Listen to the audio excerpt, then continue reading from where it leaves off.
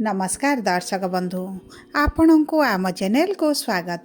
पवित्र पंडु पूर्णिमा व मार्गशीर पूर्णिमार हार्दिक अभिनंदन और शुभेच्छा जणाई आजिर कार्यक्रमटी को आग को बढ़ाइबा एवं आपणकर जदि तुला राशि होइथाए तेबे यही भिडियोटी को थरे मात्र शेष पर्यंत देखंतु एवं निजर व्यस्त बहुल समय मध्यरु मात्र 10 मिनिट समय आपण निज पाई दियंतु कहीं आमर आजिर यही भिडियोटी समस्त तुला राशिर व्यक्ति विशेषों पाई बहुत अधिक गुरुत्वपूर्ण रही कारण यही गुरु पूर्णिमा दिन गुरु करुछंती निजर चलन रे परिवर्तन कारण गुरु कर्कट राशि बकरी होई मिथुन राशि को गोचर करिवे माने आपणकर कर्मर गृह भाग्यर गृह को गोचर करिवे जहा फल आपणकर भाग्य आपणकर साथ देवा आरंभ करिवो एवं आपणकर शुभाशुभ फल को द्विगुणित करबा आरंभ करिवो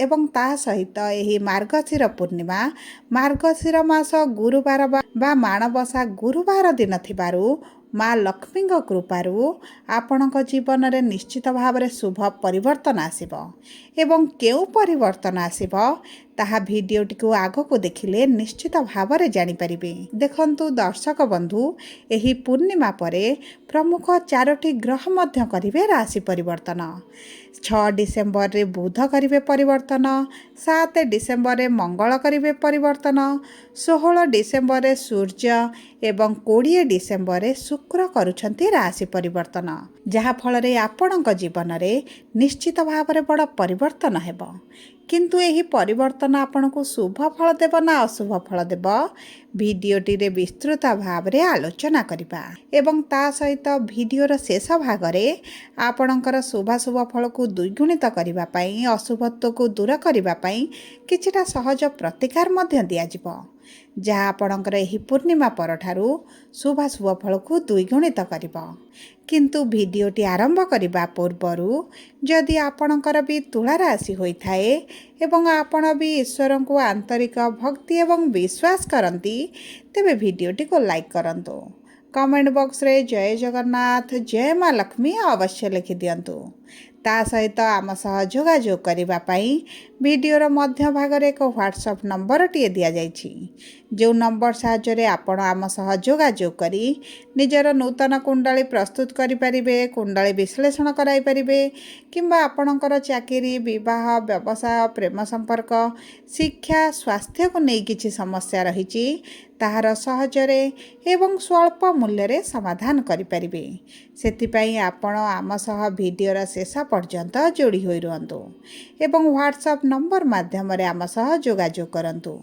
एबे आसंतु कार्यक्रमटी को आग को बढ़ाइबा एवं जानिबा एही पूर्णिमा परठारु आपणक जीवन में कौन सब बड़ परिवर्तन हेबाकु जाउछि। देखंतु गुरु आपणकर भाग्यर गृह दशम गृह को केंद्र को गोचर करिबा मात्रे आपणक स्वास्थ्य रे किछिटा समस्या आपण देखुथिले आपणकर आर्थिक स्थिति रे मध्य किछिटा समस्या देखा जाउथिला अजथा खर्च गुड़ाए आपणकर बढ़िथिला आपण जे पूर्वरु ऋण आनिथिले सेही ऋण को न सुझी अधिक आपणकर ऋणर भारटी बढ़ी चलीथिला जो कारण आपण परिवार रे मध्य खुशीर वातावरण रही नाही एवं विद्यार्थी माने शिक्षा क्षेत्र रे समस्या देखुथिले परिश्रम अनुपात रे आपण को सेतिकिटा लाभ मिलु नथिला सेतिकिटा रिजल्ट मध्य आपणकर आसु नथिला एवं देखंतु किछि तुला राशिर व्यक्ति माने चाकरी प्राप्त पाई चेष्टा करी मध्य बारंबार निराशतार सामना करुथिले एवं आपणक व्यापार वाणिज्य रे जो लॉस चलीथिला आपणक संपर्क रे जो मनमालिन मतभेद थिला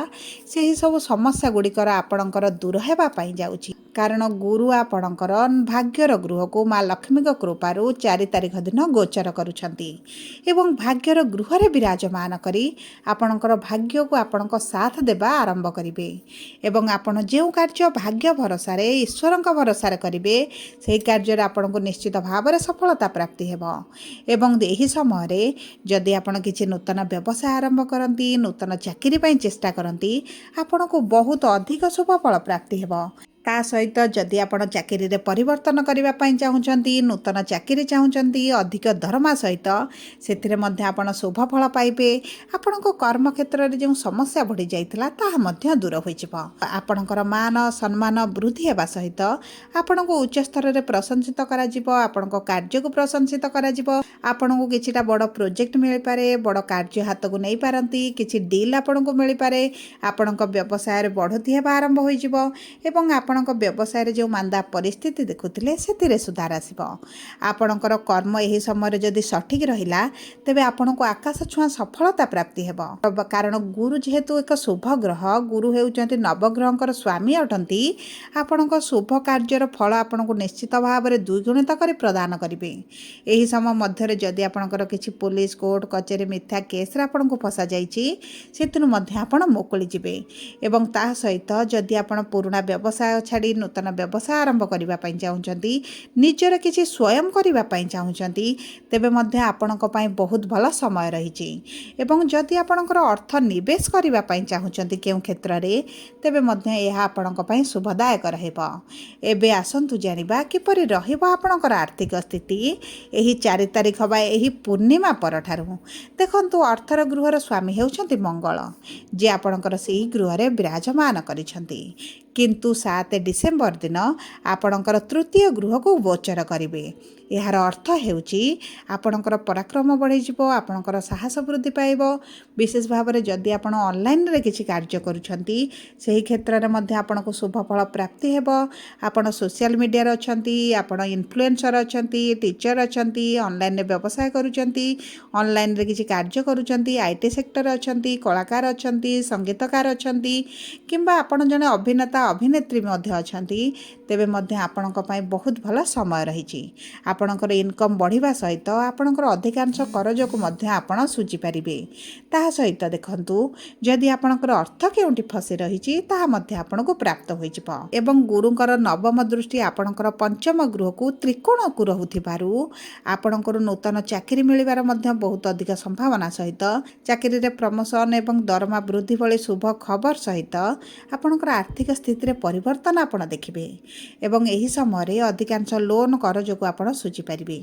ଯଦି ବି ଆପଣ ପୂର୍ବରୁ ଲୋନ୍ ପାଇଁ ଆପ୍ଲାଏ କରିଥିଲେ ଆପଣଙ୍କୁ ମିଳୁନଥିଲା, ତାହା ମଧ୍ୟ ମିଳିବା ଆରମ୍ଭ ହୋଇଯିବ ଏବଂ ଆପଣଙ୍କ ଆର୍ଥିକ ସ୍ଥିତିରେ ଧୀରେ ଧୀରେ ପରିବର୍ତ୍ତନ ଆପଣ ଅନୁଭବ କରିବେ। ଏବେ ଆସନ୍ତୁ ଜାଣିବା କିପରି ରହିବ ଆପଣଙ୍କର ବୈବାହିକ ସମ୍ପର୍କ ଏବଂ ବିବାହର ଯୋଗ ଏହି 4 ତାରିଖ ପରଠାରୁ। ଦେଖନ୍ତୁ, ଆପଣଙ୍କ ବିବାହର ଗୃହର ସ୍ୱାମୀ ଆପଣଙ୍କ ଧନର ଗୃହରେ ବିରାଜମାନ କରିଛନ୍ତି। ଏହାର ଅର୍ଥ ହେଉଛି ଆପଣଙ୍କ ବିବାହରୁ ଆପଣ ଲାଭାନ୍ୱିତ ହେବେ। ଆପଣଙ୍କ ବିବାହର ବହୁତ ଭଲ ଯୋଗ ବନୁଛି। ପୂର୍ବରୁ ଯଦି ବିବାହରେ ସମସ୍ୟା ଚାଲିଥିଲା, ବିବାହ ହୋଇପାରୁନଥିଲା, କୌଣସି ନା କୌଣସି କାରଣବଶତଃ ବିବାହରେ ଅର୍ଚନ ଆସୁଥିଲା, ତେବେ ତାହା ମଧ୍ୟ ଆପଣଙ୍କର ଦୂର ହୋଇଯିବ।